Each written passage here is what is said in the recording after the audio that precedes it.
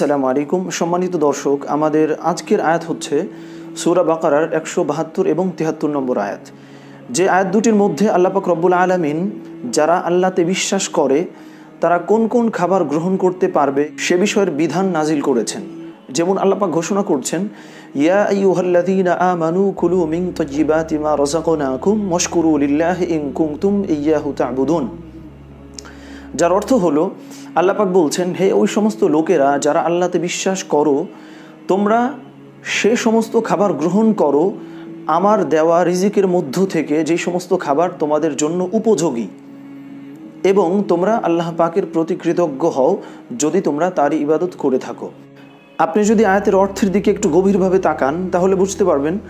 যে পৃথিবীর প্রত্যেকটা খাবার খাওয়ার জন্য আল্লাহ তাআলা আমাদেরকে নির্দেশ করছেন না, বরং আল্লাহ পাক বলছেন যে আমার দেওয়া রিজিকের মধ্য থেকে তয়্যিবাত, তথা যেই খাবারটি তোমার সঙ্গে, তোমার পরিবেশের সঙ্গে, তোমার বডির সঙ্গে, সমস্ত কিছুর সঙ্গে ফিট তথা উপযোগী, সেই খাবারটুকুই আল্লাহ পাক আমাদেরকে গ্রহণ করতে বলেছেন।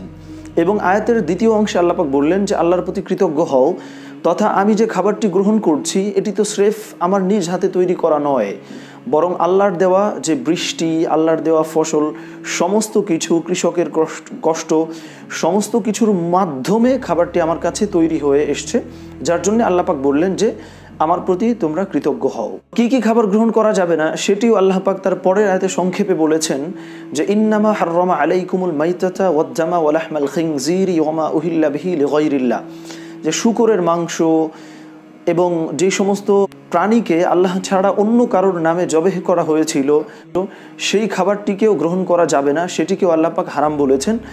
তবে আয়াতের পরের অংশে আল্লাহ পাক আরেকটি বিধান খুব সুস্পষ্ট করে দিয়েছেন যে ফামানিউত্তুররা গায়রা বাগি ওয়ালা আদিন ফালা ইসমা আলাই, যে আল্লাহ পাক যে সমস্ত খাবার হারাম ঘোষণা করেছেন, যদি কোনো মানুষের এমন কোনো পরিস্থিতি চলে আসে যে এই খাবারটি গ্রহণ করা ছাড়া তিনি জীবন ধারণ করতে পারবেন না, এমত অবস্থায় আল্লাহ পাক বলছেন ফালা ইসমা আলাই, তাহলে এই সমস্ত খাবার যেগুলো হারাম রয়েছে সেগুলো গ্রহণ করতেও কোনো অসুবিধা নাই, কারণ তাকে জীবন ধারণ করতে হবে, এইটুকু খাবার